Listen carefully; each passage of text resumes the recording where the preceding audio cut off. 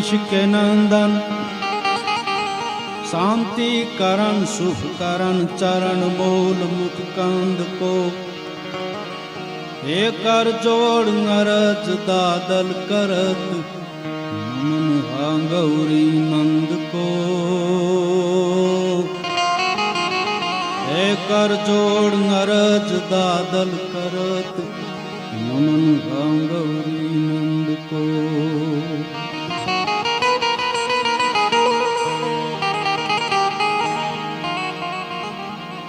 पण अमारा काठियावाड़ में कोक दी काठियावाड़ में कोक दी अन तू तो भूलो पड़ भगवान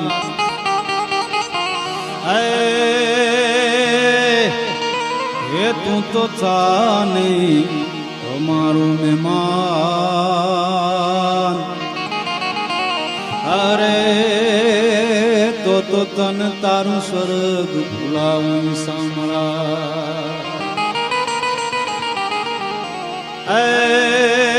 हमारी गोरठ धरती जग जुनी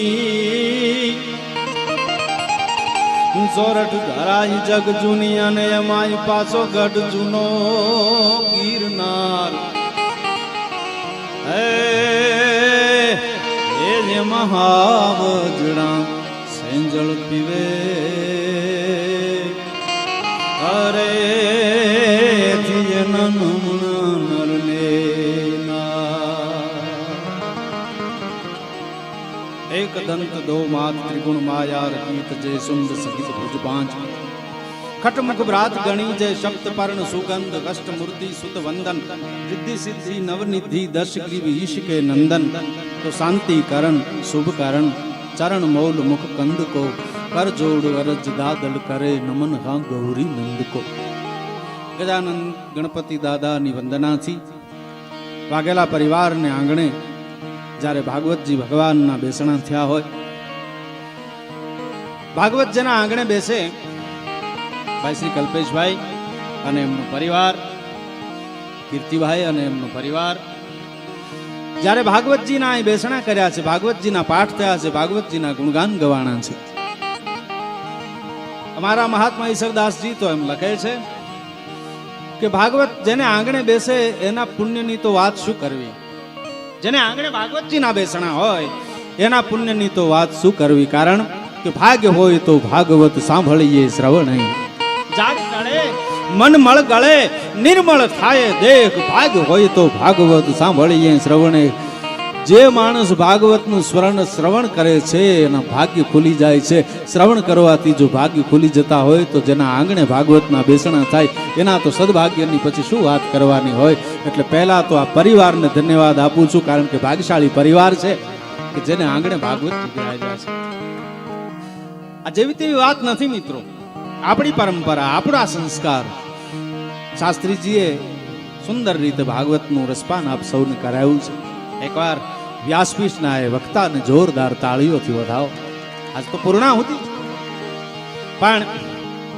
એને રસાસ્વાદ કરાયો આપના આંગણે બેસી અને ભાગવતના ગુણગાન જેણે ગાયા છે એમને હું ધન્યવાદ કરું છું અને એમના ચરણોમાં વંદન કરું છું આ તો રાજકોટની ધરતી છે સૌરાષ્ટ્રની ધરતી છે કાઠિયાવાડની ધરતી છે અને આ ધરતી માટે તો એવું કહેવાનું છે કે આ સૌરાષ્ટ્રની કાઠિયાવાડની ધરા તો એવી છે કે અહીંયા માથા વાવો તો મર્દ ઉગે એવી આ ભૂમિકા છે ભલા માથા વાવો મર્દ ઉગે એવી આ ધરા જો હું તમારી સામે લોક સાહિત્યની લોક સંગીતના લોકગીતો આપણી પરંપરા આપણો ઉજળો ઇતિહાસ આપણી જે ધરતીના સંસ્કારના જે ગીતો છે લઈને તમારી સામે આવ્યો છું ભાઈ શ્રી કલ્પેશભાઈ મને જ્યારે આમંત્રિત કર્યો ત્યારે અમારો પરિચય એક કલાકારનો અને એક વકીલનો એવો પરિચય હતો પણ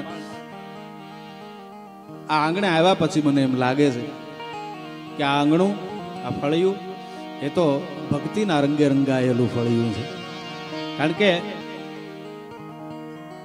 ભાગ હોય તો ભાગવત સાંભળીએ શ્રવણે જેના ભાગ્યમાં હોય એ આ કામ કરી શકે છે હા બધાનાથી થતો આ કામ નથી એટલે એવું રૂડું આંગણું છે આપ સૌ મહેમાનો, એમના પરિજનો, એના પરિવારજનો, આપ સૌ એમની સાથે રહેનારા બધા જ વડીલો, કારણ કે કોઈના નામથી હું પરિચિત ન હોઉં એટલે નામ કોઈના અહીંથી સંબોધન મારાથી થઈ ન શકે, પણ આપ સૌને આ પરિવાર વતી સ્વાગત કરું છું. આપ સૌનું હાર્દિક સ્વાગત છે.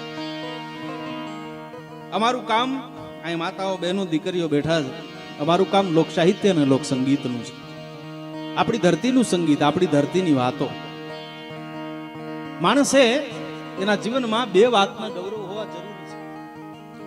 માણસને એના જીવનમાં સાહેબ બે વાતનું ગૌરવ હોવું જોઈએ. ગૌરવ, અભિમાન નહીં, પણ ગૌરવ હોવું જોઈએ બે વાતનું. એક તો માણસને પોતાની ધરતીનું ગૌરવ હોવું જોઈએ. પોતાની ધરા છે, ધરતી ઉપર જન્મ લીધો છે, ધરતી ઉપર રહે છે, એ ધરતીનું ગૌરવ હોવું જોઈએ. અને બીજું ગૌરવ માણસને પોતાની જ્ઞાતિનું હોવું જોઈએ, પોતાના સમાજનું હોવું જોઈએ. જેને સમાજનું ગૌરવ નથી એ મનુષ્ય કહેવાવાનો અધિકારી નથી, અને જેને પોતાની ધરતીનું ગૌરવ નથી એ મનુષ્ય કહેવાવાનો અધિકારી રહેતો નથી.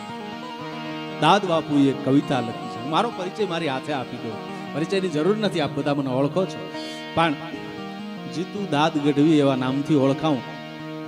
મારી પાછળ દાદ બાપુનું નામ લાગે. કવિ શ્રી દાદુભાઈ પ્રતાપદાન ગઢવી, પદ્મશ્રી કવિ દાદુભાઈ પ્રતાપદાન ગઢવી 2021માં આપણી ભારત સરકારે મારા પિતાશ્રીને પદ્મશ્રીથી નવાજ્યા છે. અને એમની કવિતાઓ અને એમનું સાહિત્ય લઈ અને ગામો ગામ બહુ બાળક ભાવે રજૂ કરું છું. બાપુએ એક કવિતા લખી, સાંભળજો. આ માતાઓ દીકરીઓ બેઠા છે, એમને ગમશે બહુ. આપણી ધરતીની કેવી, આપણી ધરતી કેવી છે કે શબ્દ એક શોધો ત્યાં આખી સંહિતા નીકળે. આ ભારત વર્ષની ભૂમિ કોઈ જેવી તેવી ધરતી નથી. શબ્દ એક શોધો ત્યાં આખી સંહિતા નીકળે, કુવો જ્યાં ખોદો ત્યાં સરિતા નીકળે. અરે સાવ અલગ તાસીર છે આ ધરાની કે અહીંયા મહાભારત વાવો અને ગીતા નીકળે, વેર વાવો અને જ્ઞાન પ્રગટ થાય છે.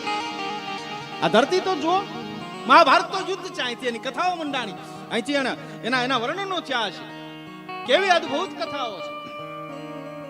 મહાભારત તો યુદ્ધ છે, કજિયો છે, વેર છે, પણ દુનિયાનો કોઈ એવો ટુકડો નથી આ ભારત વર્ષને બાદ કરતા. હું અને તમે ભાગ્યશાળી છીએ કે આપણે ભારતની ધરતીમાં જન્મ્યા છીએ. ભલા માણસ, આ ધરતી જેવી કોઈ ધરા નથી. હો, તમે મહાભારત વાવો અને ગીતા નીકળે, વેર વાવો જ્ઞાન નીકળે, એવી આ ધરતી છે. યુદ્ધના મેદાનમાં કૃષ્ણ દયાળુ કેવો છો તું સૌને ભાવે, એવો છો તું રસિકને રસનાયક લાગે, કપટીને ખલનાયક લાગે, નંદને પારસનો કટકો યશોદાને પુત્ર સવાયો, દ્રૌપદીને માડી જાયો, અરે અર્જુનને મહાસિંધુ લાગે, દુર્યોધનને બિંદુ લાગે, એવો ભગવાન કૃષ્ણ છે.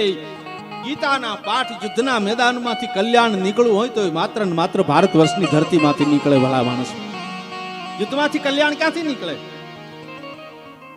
યુદ્ધમાં કોઈથી કલ્યાણ ન હોય, પણ આ ધરતી એવી છે કે અહીં તો યુદ્ધના મેદાનમાંથી પણ ગીતાના પાઠ મને તમને મળ્યા છે.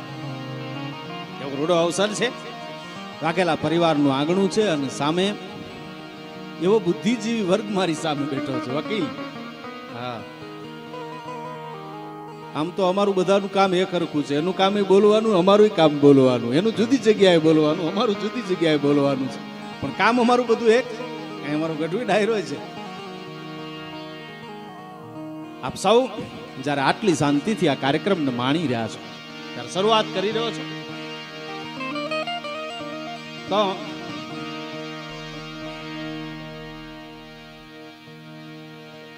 બરાબર આપણે બધાએ બહુ આમ સહજ ભાવે મારે બોલવાનું છે. કોઈ ભાર નથી. હું કોઈ વિદ્વાન નથી, મને ખબર પડી ગઈ છે ને તમને કાંઈ ખબર પડતી નથી એવું કાંઈ છે નહીં. હાવ સહજ ભાવે આપણે બધાએ આનંદ કરવાનો છે. હું તમને આનંદ કરાવવા આવ્યો છું, તમને લહેર કરાવી. કારણ કે સપ્તાહના બધા જ દિવસોમાં તમે આનંદ કર્યો છે, તમે લહેર કરી છે, તમને મજા આવી છે. અને આજ તો પૂર્ણાહુતિની રાત્રિ છે. આજ તો આપણે એવો આનંદ કરવો છે કે આખી જિંદગી આપણને યાદ રહી જાય કે આપણે એક વખત સપ્તાહના કાર્યક્રમમાં એક ચારણને ગઢવીને સાંભળવા ગયા હતા. હું મારા પ્રયત્ન કરું, હું તમારી સામે બહુ ખુલ્લીને વાતો કરવાનો છું, બહુ આનંદથી વાતો કરવાનો, પણ મારે શરૂઆત જ કરવી છે. આ તમારો બધાનો હરખ છે એ વ્યક્ત કરવો હોય તો મારે આગું જવું પડે એમ નથી. કારણ કે આ તો રાજકોટની ધરતી છે, અને રાજકોટના જે ગાયક જેને આખા વિશ્વએ વખાણ્યા, એવા રાજકોટના જે લોક ગાયક એટલે હેમુ ગઢવી. એના નામથી કોઈ અજાણ્યું ન હોય, રાજકોટમાં તો કોણ અજાણ્યું હોય? તો હેમુ ગઢવીના કંઠે એક ઝવેરચંદ મેઘાણીનું લખેલું ગીત ગવાણું, એ ગીતથી મારો હરખ વ્યક્ત કરવો છે. રોજ ગવાય છે, રોજ સાંભળીએ, પણ રોજ નવું લાગે એનું નામ જ આપણું લોકસંગીત. એટલે તમે પડકારો રાખજો બાપ. ઘન ઘોર જરે ચહોર મારું માન,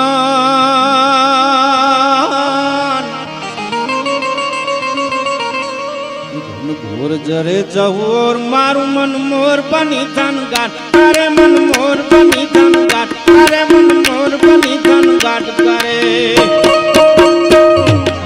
મોર બની ધન ગાટ કરે, મન મોર બની ધન ગાટ કરે, મોર બની ધન ગાટ કરે, મન મોર બની ધન ગાટ.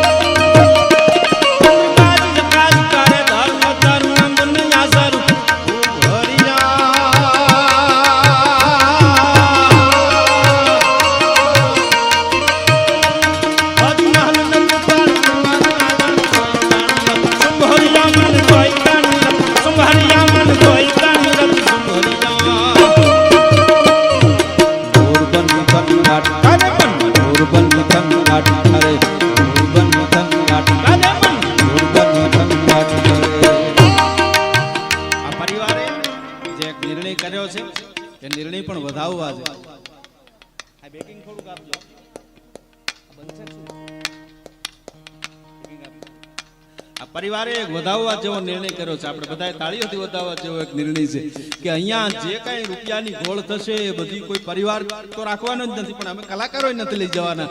એ ગોળ છે એ બધી ગાયોના ગૌશાળામાં લાભાર્થે જવાની છે. એટલે આ નિર્ણયને પણ હું વધાવું છું. કલ્પેશભાઈ, બહુ સરસ વાત છે. અને આ બધું કાટે છે, તમે આવ્યો છો ને